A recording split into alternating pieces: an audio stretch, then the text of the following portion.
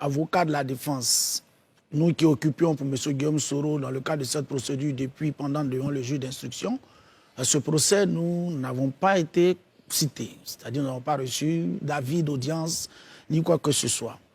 Mais ce qui est rocambolesque, intolérable, impensable et puis vraiment qui pue la mauvaise foi, c'est que le procureur de la République a dit qu'il a fait service citation au domicile de Guillaume Soro à Makori.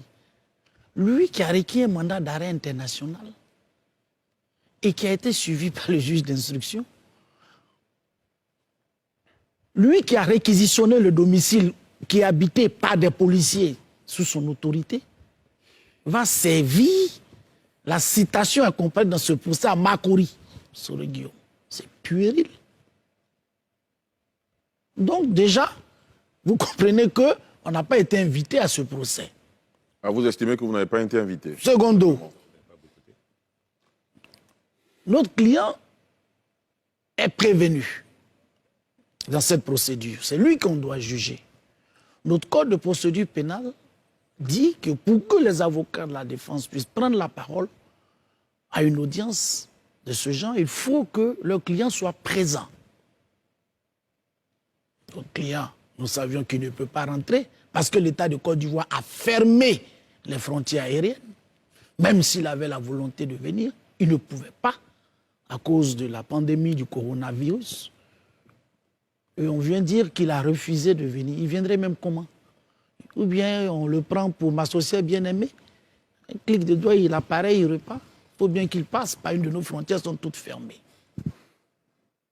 Donc, deuxième élément, juridiquement, ne pouvait pas prendre la parole. Le troisième élément qui est fondamental, c'est l'arrêt et l'ordonnance de la Cour, qui dit, avant la tenue de ce procès, que l'on devait surseoir aux procédures et ramener les parties au statu quo ante. Ça veut dire revenir à la situation où on était au moment de sa saisine. Donc, il n'y avait aucune urgence à pouvoir faire ce procès-là, si ce n'était la volonté de renouveler un autre mandat en rendant caduc celui du juge d'instruction. Parce qu'en réalité, comment expliquez-vous que c'est Soro Guillaume qui est hors de la Côte d'Ivoire, qu'on a envie de juger avec une telle célérité? C'est vrai. Le confrère vous a dit tout à l'heure que, oui, les avocats aiment quand la justice va vite et qu'elle critique la justice lente. Mais ce n'est pas de cette célérité-là qu'il s'agit. 18 personnes croupissent en prison, sous un mandat de dépôt. Des Ivoiriens, des députés, des commissaires, des médecins. On n'en a que. Ceux-là n'ont pas le droit d'une justice avec la même célérité. Ceux qui sont sous mandat de dépôt dans cette pandémie de coronavirus, non, parce qu'ils ne sont pas candidats. Et quand on est candidat, à 6 mois, on passe par ce procès-là. Mais attendez, c'est rocambolesque. Ce procès a eu lieu dans quelles conditions? Lorsque la Cour de cassation a renvoyé cette affaire après nos recours, on avait 2 mois pour pouvoir faire un recours en rétractation contre l'arrêt de la Cour. Ils se sont précipités dans le délai d'enrôler cette affaire. On a fait un recours, on a saisi le procureur général qui devait récupérer ce dossier pour que notre recours soit suivi. Nani, de quelle justice on parle? Donc voici les raisons juridiques qui nous ont permis, parce que nous bénéficions de cette décision qui demande la suspension. Je dis bien la suspension et non l'arrêt des procédures dans l'attente qu'elles se prononcent. Nous n'avons même pas intérêt à être là. Maître Maïté. En tout cas, j'ai écouté avec beaucoup d'attention les arguments de mon excellent confrère de la partie adverse. Je sais quand même qu'on soit au même niveau d'information. Que dit la décision? Laquelle décision? La décision qui est invoquée, notamment la décision de la Cour africaine. Il faut qu'on soit au même niveau d'information. Je n'apprends rien à mon confrère. La partie exécutoire d'une décision de justice, c'est le dispositif. J'ai entendu statu quo ante, je ne sais pas ce qu'il veut dire, mais je sais que le dispositif de la décision contient 3 obligations à la charge de la Côte d'Ivoire. La première, on demande à la Côte d'Ivoire de surseoir effectivement à l'exécution du mandat d'arrêt. Du mandat d'arrêt. À l'exécution du mandat d'arrêt. Donc ça veut dire qu'il y a un thème défini. Lequel mandat d'arrêt avait été émis contre Guillaume Soro. La deuxième chose, on demande à l'État de Côte d'Ivoire de surseoir à l'exécution des mandats de dépôt qui sont décernés contre des personnes qui sont nommées. La troisième chose, on demande à la Côte d'Ivoire de lui faire rapport dans les 30 jours, un rapport d'exécution. Voici le contenu de la décision. Cela est important pour la suite des débats. J'ai entendu dire ici que la défense n'aurait pas reçu d'avis. On a parlé des avocats, on a également parlé du prévenu, parce qu'il a été renvoyé. Nous avons reçu avis de cette audience précisément le 3 avril, dans les mêmes conditions. Tous les conseils, les 5 conseils de Côte d'Ivoire, environ le 3 avril, si ma mémoire est bonne. Et à une des audiences de recours qui a été initiée par la défense, par cette même défense, contre une ordonnance du juge d'instruction, le débat s'est posé sur une observation d'un des conseils. Le parquet a indiqué à cette occasion, je ne sais pas sous ton contrôle, qu'il avait convenu avec monsieur le bâtonnier, dès lors que les avocats sont dispersés à travers la ville, qu'ils avaient convenu que les avis des décisions, du moins des convocations, seraient déposés au secrétariat de l'ordre se trouvant au palais de justice. Ça, c'était... Non, je tenais à faire cette précision. Et donc, nous avons reçu avis dans nos box au niveau du palais de justice. Ça, je tenais à le préciser. Où voulez-vous en venir? Je voudrais dire que nous avons tous été dans les mêmes situations. Nous avons reçu cette information environ 3 semaines avant la tenue de cette audience-là, et même avant l'avènement, avant le procès qui s'est tenu à la date du 28. C'est important de le savoir, parce qu'on ne va pas faire croire que c'est parce que la Cour africaine des droits de l'homme a rendu une décision que l'État de Côte d'Ivoire, du moins le procureur de la République, s'est précipité pour organiser une audience. Cela n'est pas vrai. Il faut être de bonne foi. La troisième des choses, j'ai entendu dire que le domicile, la résidence concernée de Guillaume Bafori Soro, de M. Guillaume Bafori Soro, serait séquestré, du moins j'ai entendu réquisitionné. Ce n'est pas le bon mot. La résidence a été mise sous séquestre, c'est vrai. Dans notre code interne, une personne qui fait l'objet d'un mandat d'arrêt, c'est qu'on ne sait même pas où elle est. Le juge du siège ne sait pas où Guillaume Soro est. Et même s'il mangeait avec lui à Paris, il est censé, en tant que juge du siège, ne pas le savoir. Sinon, il quitte dans son rôle. La personne qui poursuit chez le procureur poursuit quelqu'un. Eux, les avocats de la défense, il leur appartenait, si éventuellement ils estimaient que leur client est en état de comparaître, il leur appartenait d'écrire à la cour pour indiquer, oui, les moyens qui sont invoqués. Non, parce qu'une personne qui peut prendre un avion, un jet privé pour se rendre à Abidjan, je ne pense pas qu'effectivement, qu'une fermeture des frontières puisse l'empêcher, parce que la Côte d'Ivoire a besoin d'elle pour une audience. Il aurait pu demander l'autorisation d'atterrir. On aurait pu lui donner cette autorisation-là. Je pense que la question de la résidence, le code dit, son dernier domicile connu là, c'est là-bas on notifie. Ce qui a été fait, le parquet a montré les exploits du commissaire de justice relativement à cette affaire. Mais ils se sont pondus de tellement de communiqués, affichant leur décision de ne pas comparaître ni eux, ni leurs clients. À partir de ce moment, on ne peut pas dire que c'est parce qu'on ne savait pas. Cela n'est pas du tout vrai. J'ai entendu aussi dire qu'il y avait une période, il y avait un délai de recours en rétractation pour ma gouverne. Nous sommes entre confrères, on ne peut pas tout savoir.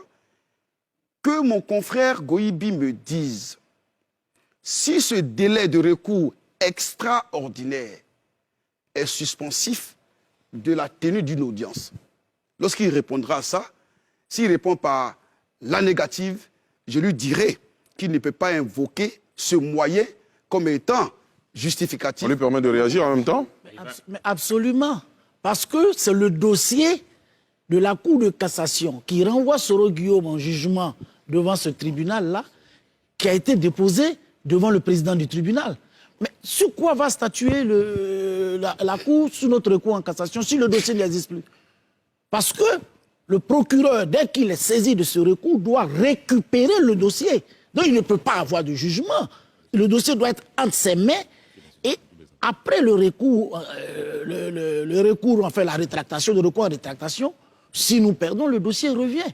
Mais on ne nous permet même pas de... C'est-à-dire pendant le délai, on fait un recours. Le procureur général de la Cour suprême avait l'obligation de demander qu'on lui ramène le dossier. Parce que c'est une voie de recours. Donc, on ne peut pas... Il n'y a pas 10 dossiers. Voilà la réponse de Maître Goïbi. Je vais y répondre. Je vais y répondre justement. Bon, finalement, on ne va pas rester dans... Non, vous savez, j'avais la parole. Dans ce jeu, bon, terminé rapidement. Je vais effectivement répondre à la question. Alors, je voudrais dire qu'en ce moment, c'est eux qui n'auraient pas bien conseillé leurs clients. Pourquoi? De mon point de vue, lorsque vous estimez que vous avez des moyens à faire valoir, notamment le fait qu'une autre action soit pendant devant une autre juridiction, c'est un mécanisme juridique. Hein. Il leur appartient de s'en prévaloir devant le juge. Je tiens à préciser que le juge a une audience correctionnelle de fond, c'est le juge qui est saisi. Chacun vient expliquer son problème. Chacun vient pour venir soutenir une préoccupation. Il leur appartient de dire que non, il faut sur soi statuer. C'est un mécanisme de droit. Il faut sur soi statuer parce qu'il y a un recours qui est pendant devant effectivement telle juridiction. Au-delà, comment, moi qui suis parti à l'instance, je n'ai pas connaissance, c'est un recours qui est fait de façon gracieuse, je n'en ai pas connaissance. Très bien. Maître Soro, je voudrais bien compléter. je reviendrai à vous. Bon, d'accord, allez-y. Moi, ce que je voulais dire, c'est que les avocats de la défense étaient informés, ils savaient. Ils ont fait des productions. Ils savaient quoi? Que l'audience devait se tenir et tous les émetteurs à leur disposition. Mais malheureusement, ils disent qu'ils n'ont pas reçu une notification. Ils ont reculé, ils ont refusé parce qu'ils savaient que c'était un dossier qui était difficile pour eux. De quoi il s'agit? Quand la procédure a été déclenchée contre M. Soro, ils se sont constitués. Le procureur a fait une requête au niveau de la Cour de cassation. Ils se sont présentés devant cette juridiction pour plaider, pour dire que la juridiction de Côte d'Ivoire n'était pas compétente. Ils ont fait le déclinatoire de compétences. Quand le juge d'instruction a pris une ordonnance, après tous les débats, pour renvoyer Soro en police correctionnelle, ils ont fait recours contre la décision devant la première chambre d'instruction de la Cour d'appel.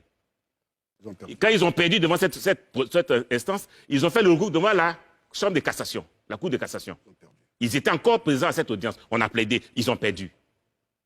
Quand on a perdu à ce stade-là, qu'est-ce qu'on fait? On doit aller devant le juge de fond. Et c'est en ce moment qu'ils trouvent les moyens pour ne pas que le client soit là et ait été conseillé et qu'eux-mêmes ne viennent pas. Mais ce qui est bien, c'est qu'avant même l'audience, ils ont fait des déclarations. Pour dire, oui, c'était demain une audience au plateau, c'est une parodie de justice. La Cour africaine des droits de l'homme a dit qu'il ne faut pas que les dossiers de Guillaume soient traités devant le juge. Nous n'y allons pas. Ils ont refusé. Ils ont refusé parce qu'ils n'avaient pas les arguments. À partir du moment où vous suivez une procédure jusqu'à la Cour de cassation, mais devant le tribunal, pourquoi vous venez pas? Vous avez les arguments. Un tribunal est saisi, il y a les exceptions qu'on peut soulever. Ils connaissent ça mieux que quiconque. Ils ont l'habitude de faire ça. Ils n'ont pas fait. Parce qu'ils savaient qu'en réalité, les fonds, le débat, c'était quoi? C'était que M. Guillaume habite une maison à Makori. M. Guillaume Soro. Excusez-moi pour le terme. Cette maison a été acquise avec l'argent qui est sorti des caisses du Trésor public de Côte d'Ivoire. Des chèques l'attestent. Est-ce qu'un individu privé peut dormir dans une maison qui a été achetée avec les deniers publics? Est-ce qu'il ne savait pas l'origine frauduleux de cet argent? Il savait tout ça. Donc c'est pour ça qu'il a été condamné. Ça, c'est pas compliqué. Maître Soro Brahima, la question qu'on a envie de vous poser, est-ce que vous allez faire appel de cette décision? Je ne vais pas répondre à cette question. Pourquoi? Pour une raison de simple stratégie. C'est la guerre. Mais je voudrais revenir sur des choses que j'ai entendues. Allez-y. Les avocats de l'État ont dit à la phase de la... Alors, c'est valable pour vous et tous les invités à partir de cet instant. Nous n'avons que 15 minutes pour terminer l'émission. On va répondre aux questions au pas de charge. Allez-y. Alors, les avocats de l'État font savoir qu'eux, ils ont reçu un avis pour cette audience de 3 semaines plus tôt. Environ. Environ. Merci pour la précision. Je dois noter que, suivant les éléments que j'ai en ma possession, la citation qui a été remise à un huissier pour être servi à M. Soro Guillaume n'a été remise à l'huissier que le 20 avril. Moins de 8 jours avant l'audience. J'en viens. Je parle des éléments qui sont en ma possession aujourd'hui. Ensuite, Maître Goïbi l'a dit, cet huissier allé à une résidence placée déjà sous main de justice. J'observe que l'État de Côte d'Ivoire, dans un procès qui se veut équitable, reçoit avis d'audience 3 semaines plus tôt. Ça, c'est bien. Le prévenu lui-même n'est cité qu'à moins de 8 jours de l'audience. Nous, conseil, jamais nous n'avons reçu d'avis jusqu'à ce jour. Je ne parle pas de la logistique de la salle des avocats. Jusqu'à présent, il n'y a aucun avis de convocation pour cette audience. Comment voulez-vous que nous présentions à cette audience, étant entendu qu'en matière pénale, l'avocat ne représente pas son client, il l'assiste. Et je poursuis pour dire que, en réalité, ce petit élément où les avocats de l'État sont convoqués 3 semaines plus tôt est révélateur de ce que ce procès n'avait absolument rien de contradictoire et rien d'équitable. Il faut commencer cette affaire depuis le début. Depuis le début, on a un ancien Premier ministre. Les faits allégués, s'il s'agit de faits sérieux, auraient été commis pendant qu'il était Premier ministre. La loi ivoirienne, et mes contradicteurs le jour le savent, un ancien Premier ministre, c'est un chef d'institution. Un ancien président de l'Assemblée nationale, c'est un chef d'institution. Ils ont droit à un traitement particulier. Mais qui plus est, pour des faits commis pendant qu'il est Premier ministre, jamais le tribunal de première instance d'Abidjan n'aurait pu en connaître.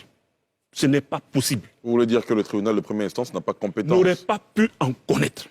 Mais ces éléments, si nous sommes allés à l'international, c'est bien parce que ces évidences qui ont été plaidées abondamment au cours de la phase d'instruction n'ont jamais reçu une oreille attentive. Mais pire, nous avons soulevé devant la Cour de cassation une exception d'inconstitutionnalité. Pour dire qu'en ce qui le concerne, c'est une exception qui oblige toute juridiction saisie de cette question à surseoir à statuer et d'octroyer un délai de 15 jours au plaideur pour qu'il aille saisir le Conseil constitutionnel qui rend une décision sur la question de droit qui a été posée. Nous avons soulevé une question d'inconstitutionnalité dans ce dossier devant la Cour de cassation. La Cour de cassation a royalement ignoré, a fait l'impasse sur cette demande qui a été régulièrement formulée. Aujourd'hui, on nous dit la souveraineté, pourquoi vous êtes allé à l'international. Voilà un peu les raisons qui justifient que nous n'ayons pas d'autre choix que de faire valoir les prétentions de notre client. J'en viens. Mais dans ce dossier, ils veulent qu'on parle de ce. Nous sommes à l'aise. Je voudrais les rassurer que nous n'avons pas de problème avec ce dossier. Maître Meïté, tout à l'heure, a pris un exemple. Il dit, quand vous avez, s'agissant du recel, quand vous avez quelque chose qui a été volé chez vous, vous voyez chez le voisin, c'est le recel, c'est constitué. Soit. Non, faites dire exactement ce que nous avons dit. Non, n'écorchez pas ce que nous avons dit, justement. D'accord. Reprenez nos termes, ou si vous ne l'avez pas compris. Non, non, vous nous demandez, on vous précise. Non, j'en viens. En règle générale, alors, on a quand vous avez perdu quelque chose, si vous voyez cette chose-là entre les mains de M. Diarra-Souba, vous allez dire au voleur. C'est à M. Diarra-Souba de vous dire, en fait, ce n'est pas moi qui ai soustrait cette chose, j'ai reçu ça de telle personne. Mais nous sommes dans un dossier où il n'y a pas de détourneur. Personne n'a détourné. Et je vous dis que dans ce dossier, il y a quelqu'un qui a signé les chèques. Il y a quelqu'un qui a signé les chèques du trésor dont tout le monde parle. Cette personne n'est pas morte. Qui a Cette signé personne les n'est chèques du pas trésor? morte. Elle est aujourd'hui assise sur un tabouret dans le gouvernement. C'est qui? Elle n'était Madame pas à Brigitte l'audience. Mais c'est qui? Elle n'était pas à l'audience, cette personne. Pourquoi? Vous ne Si pouvez- nous voulons que cette justice soit transparente et contradictoire. Oui, parce que quand on parle de détournement, surtout quand ça a été opéré par mode de chèque, c'est quelqu'un qui signe. Ça laisse trace. Et cette personne, elle signe pourquoi? C'est lorsque l'argent pour lequel le chèque a été émis, lorsque le chèque a été émis, a été envoyé à une destination autre, c'est dans ce moment qu'on parle de détournement. Mais Alors- cette personne est là.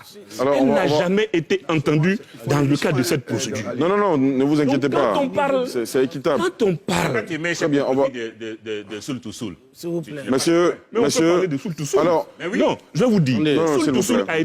a été visé dans la Maître citation. Meïté, s'il vous plaît, calmez-vous. Alors, voilà ce qu'on va faire. Maître Soro, Oui.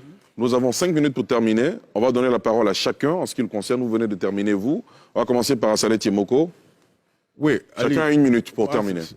Ils ont parlé pendant près de 10 minutes. Oh, ouais, bien sûr, Ce que bien je veux sûr. dire- Ce que je veux dire, c'est qu'il y a quand même des choses qui sont très précises.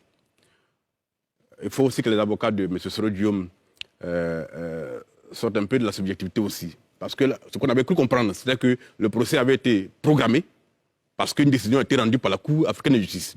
Là, on a la preuve que ce procès est programmé depuis longtemps et que même, M. Soro l'a dit, c'est le 20 avril que Lucie a été servie l'exploit. Le 20 avril, c'est 48 heures avant la décision de la Cour africaine de justice. Donc, il n'y a pas de lien qu'on peut établir de façon objective. Ça, il faut le préciser.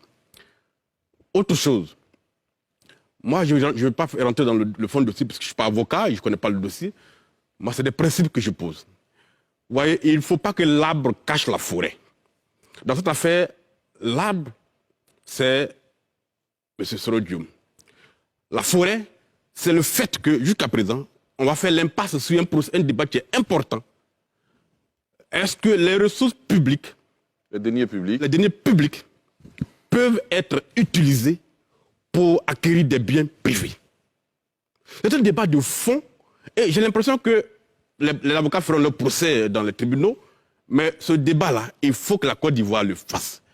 Là, la justice vient de rendre une décision condamnant M. Soro Guillaume à 20 ans de prison. M. Soro a dit qu'il ne répondrait pas à la question de faire savoir s'ils vont faire appel parce que c'est stratégique. Ce que moi je veux dire, c'est qu'il ne faudrait pas qu'on perde de vue que c'est une occasion offerte à la Côte d'Ivoire de faire la clarté sur ce qu'on appelle les fonds de souveraineté.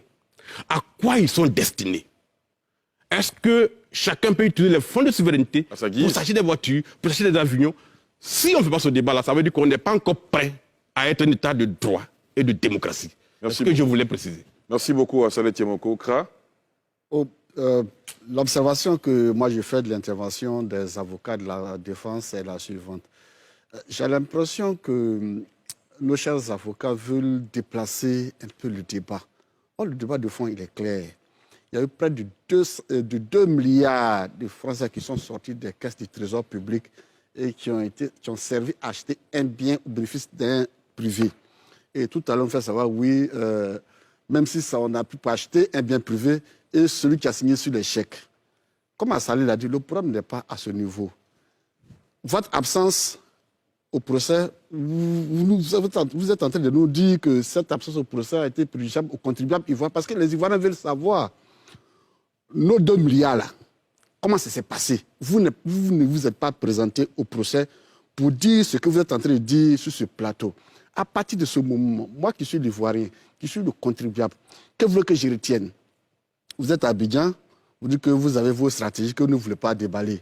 À Paris, il y a peut-être une de vos consoeurs qui dit que ça a été une libéralité faite par le président, l'ancien président Laurent Gbagbo. Je ne vais pas entrer dans ce débat.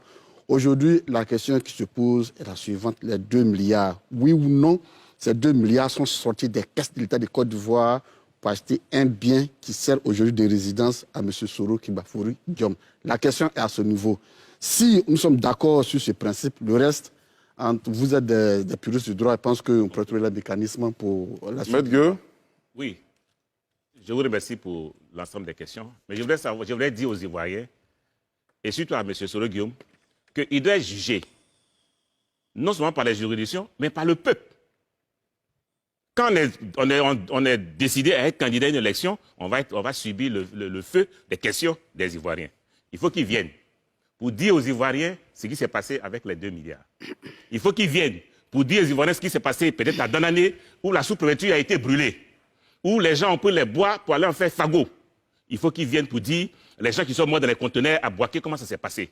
Il faut qu'ils viennent pour dire les gens qui ont été égorgés à Boaké, comment ça s'est passé. Non, on va pas rentrer dans ce débat. Voici l'ensemble des questions auxquelles il est obligé de soumettre quand les candidats. Il ne faut pas qu'il, pour la première question, il ait peur et qu'il se réfugie. On attend. Nous sommes les Ivoiriens, nous sommes chez nous. Il faut qu'ils viennent, on va s'entendre sur ces questions. Très bien. Maître Soro, Oui. on termine, hein, oui, chacun bien une sûr, minute, oui. pas plus. Moi, je voudrais vous remercier de cette opportunité que vous nous offrez. Et je voudrais dire que M. Soro Guillaume n'aspire qu'à donner sa version des faits dans cette affaire. Chaque fois que nous, ses conseils, nous avons eu l'occasion d'échanger avec lui, il a envie. Mais cette envie de s'exprimer sur ce dossier nécessite que les conditions d'un procès juste et équitable soient réunies. Malheureusement, dans cette affaire particulièrement, les conditions pour un procès juste et équitable ne sont pas réunies. C'est d'ailleurs pour cette raison que nous n'avons pas pu être présents à cette audience. C'est d'ailleurs, entre autres, pour cette raison que vous verrez que sur le mandement de citation, il y avait quelqu'un d'autre qui avait été cité comme témoin à la barre de cette audience, Soul to Soul. Mais curieusement, Soul to Soul n'est pas venu, simplement parce que le parquet n'a pas extrait Soul to Soul pour qu'il vienne donner sa part de vérité dans cette affaire. Alors, comment, dans ces conditions, croyez-vous qu'une justice juste et impartiale puisse se faire? En tout cas, notre souhait, c'est que j'ai vu des demandes de justice. M. Soro Guillaume veut que justice lui soit rendue. Mais les conditions ne sont pas réunies. Très bien. Maître Gaïbé. Oui, je vous remercie. Je vais aller très vite. Déjà, je voulais faire une petite précision par rapport à ce qu'a dit mon confrère Maître Gueux. Vous voyez, dire que nous avons plaidé devant la Chambre d'instruction, nous avons plaidé devant la Cour de cassation, évidemment. On vient de vous dire des raisons pour lesquelles nous ne sommes pas là sur procès. Mais quand nous sommes en phase d'instruction, devant la Chambre d'instruction, on n'a pas besoin de la présence de clients pour le faire. Pareil devant la Cour de cassation quand on est en phase d'instruction. Mais là, on était en phase de jugement. Là, la loi nous oblige sa présence. Donc c'est pour ça. Si on avait la même possibilité de le faire, nous serons venus peut-être expliquer certaines choses. Mais on ne peut même pas expliquer même qu'il y ait un recours en cassation et qu'il y ait un recours en rétractation. Parce que pour le faire, il faut qu'il soit présent. Donc on nous a mis dans l'impossibilité de le faire. Ensuite, je vais rapidement dire à mon confrère qu'une décision de justice a 3 niveaux. Les qualités, dont le nom des parties qui sont au procès. Ensuite, il y a les faits et les motifs, et les justificatifs, les motifs du jugement et le dispositif. Tout ça s'appelle un corpus. Le corpus, c'est un ensemble de règles un ensemble de dispositions qui forment un ensemble cohérent. Aujourd'hui, toutes ces mesures ont été prises et la Cour dit en conséquence de mettre toutes les parties dans le stade du statu quo ante. Donc, c'est des mesures prises pour mettre, et c'est bien dit, en conséquence de nous mettre dans le statu quo ante. Alors, pour revenir sur les faits, mais on a entendu quand même la version du notaire. Mais de quoi on parle? Le notaire a dit, et il a dit les mêmes choses devant le juge d'instruction. Il dit qu'il a été rencontré au Golfe par le ministre Dibi et le ministre Amontano. Avant le décès personnel du ministre Dibi, c'était au dossier d'instruction. C'est ces 2 personnalités de l'État de Côte d'Ivoire, sous la présence de Laurent Gbagbo, qui l'ont informé de ce qu'il crée une SCI pour acquérir un bien immobilier appartenant à un compatriote béninois. Nous avons écrit au juge d'instruction pour lui demander d'entendre à Montano et autres. Il nous a répondu pour dire qu'il ne trouvait pas ça nécessaire. On parle de détournement. Qui a détourné? On lui a posé la question, la maison porte le nom de Soro Guillaume, il dit non. Il est resté là en quoi? Très bien, vous avez fait 2 minutes. Alors, donc il faut qu'on sache ce qui s'est passé. Il n'a recelé de rien. Parce que la maison ne porte pas son nom jusqu'à aujourd'hui. On parle de recel de détournement. On ne sait pas qui a détourné. On refuse de savoir qui a détourné. On dit non, c'est une infraction qu'on peut juger. Mais il faut commencer quand même par le début. Merci beaucoup, maître.